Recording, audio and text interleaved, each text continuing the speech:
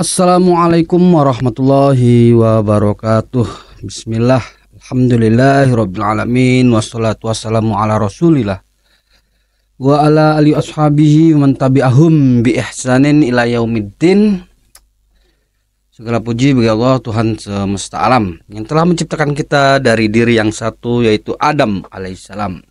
Alhamdulillahirabbil alamin. Bersyukur kepada Allah Subhanahu wa taala hingga hari ini diberikan Allah umur yang panjang untuk melaksanakan ibadah-ibadah di bulan Ramadan. Kali ini saya akan berbicara tentang konsekuensinya ya para salaf dalam mempertahankan kebenaran dan menampakkan karakter beragama dengan sistem bermanhaj. Itu terlihat dari yang paling dasar dulu ya, yaitu berkaitan youtubernya saja dulu, nggak usah berkaitan ustadz-ustadznya ya.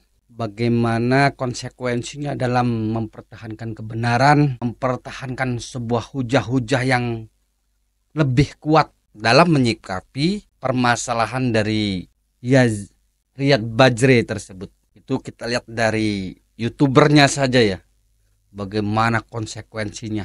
Itu berkaitan rokok tuh, luar biasa ya. Konsekuensinya mempertahankan kebenaran dan memberikan tahdziran, bahkan usaha-usaha pemboikotan agar tidak datang ke halakoh-halakohnya atau kajian-kajiannya. Luar biasa ya, dari kalangan youtubernya saja itu baru, belum kalangan ustadznya. Ya menurut saya ya sangat konsekuensi sekali ya para kalangan salaf ini memegang prinsip manhajnya. Itulah memang prinsip manhaj itu seperti itu. Manhaj beragama dengan metode manhaj itu luar biasa ya. Tahdziran, meskipun di dalam salafi sebenarnya ya di sana boleh berijtihad ya. Di salafi itu kan boleh berijtihad sendiri. Kemarin saya menyampaikan tentang beberapa poin, yaitu di salafi itu ada tidak taklid, itu yang pertama. Tidak fanatik ketokohan, ada tahdzir, ada boykot. Nah kurang satu, yaitu di salaf itu ada ijtihad ya, dia boleh berijtihad sendiri. Itu di dalam salaf itu ada seperti itu, meskipun pastinya ijtihad yang dimaksud tersebut atau suatu saat akan dikoreksi lagi ya kekuatan pendalilannya. Tapi di dalam salaf itu ada ijtihad karena salaf itu gerakan ya, pembaharuan. Dia tuh selalu berpikir terbuka, tajdid, terbuka, pembaharu, baru, pembaharuan. Jadi akan melahirkan ya itu ijtihad. Tidak seperti orang-orang yang beragama dan fanatik mazhab. Dia itu menutup ijtihad. Makanya jangan heran jika mereka itu khususnya bagi kalangan yang muhibbin ya, yang beragamanya dengan tasawuf muhibbin, bukan dari golongan-golongan Kiai Haji Said yang selalu menerima kebenaran. Karena saya perhatikan ya produk-produk tipologi beragama kalangan muhibbin itu lebih kepada ulama-ulama Mesir ya. Ulama-ulama Mesir yang salah satunya tidak suka adanya pembaharuan. Ada satu ulama itu, saya mengambil perkataan peristiwa seorang ulama yang tidak suka karena gerakan-gerakan tajdid pembaharuan. Ulama Mesir namanya siapa ya nanti? Yaitu yang bernama Syekh Yusuf Ad-Dijwi yang pada lahir 1870 wafat 1946. Ulama Al-Azhar yang vokal menentang pemikiran Rasyid Ridho, terutama dalam hal akidah dan pendekatan rasional terhadap syariat. Ia sering menulis artikel dan mengkritik tafsir modernis yang dikembangkan oleh Rasyid Ridho, terutama dalam majalah Al-Azhar. Kemudian kedua, Syekh Muhammad Baqir Al-Muti' 1854 sampai 1935 yang wafatnya ya. Seorang mufti Mesir yang banyak menulis bantahan terhadap pemikiran reformis Muhammad Abduh dan Rasyid Ridho. Dalam bukunya Tathirul Fuad min Dinasil, beliau membantah beberapa pemikiran modernis yang bertentangan dengan ajaran ulama salaf.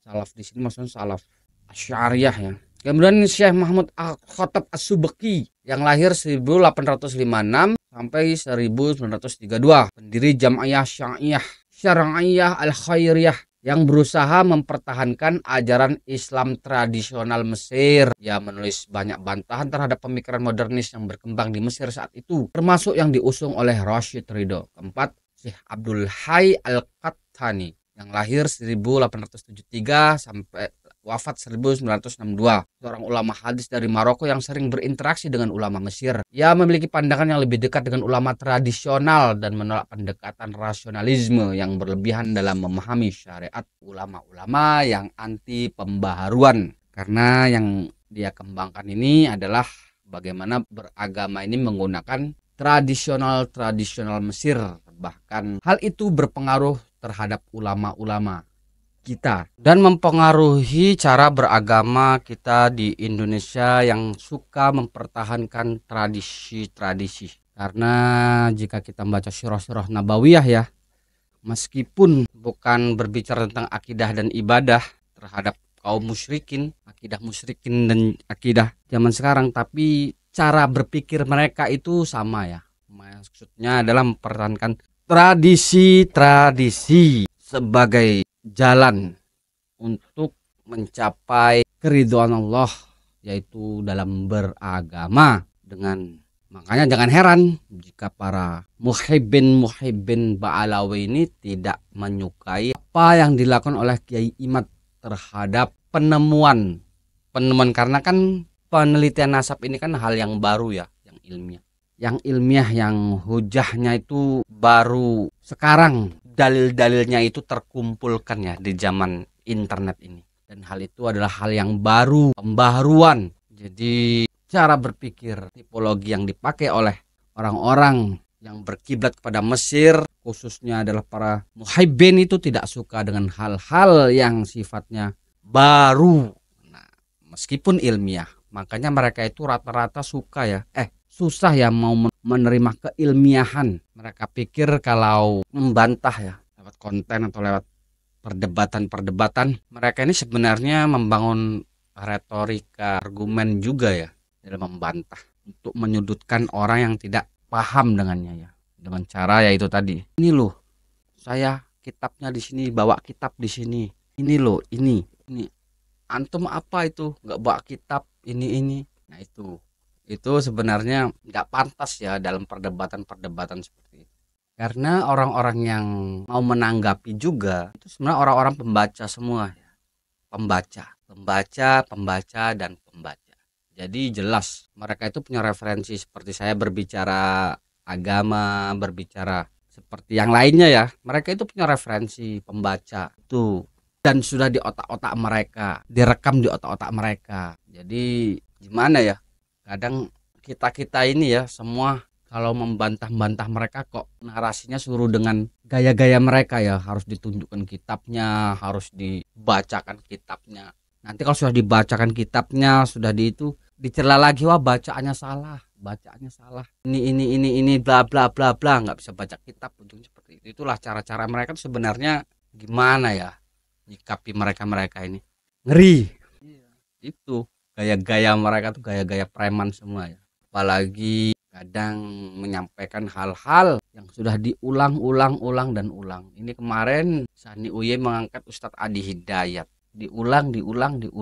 Intinya mau apa ya? Bahas masalah akidah kagak, masalah ibadah kagak, cuman salah dalam pembacaan lah. Menurut ilmu nahwu ya, itu saja dahulu sudah dibantah sebenarnya awal-awal, tapi kok muncul-munculkan lagi. Sebenarnya nggak bagus lah karakter seperti ini. Iyalah yang digoreng-goreng terus. Intinya apa ya, kita tidak tahu ya, mungkin saja Ustadz Ahyat sudah memperbaiki ya, mengakui kesalahannya atau gimana lah, tapi nggak sempat dihapus atau repot atau apa, kan kita nggak.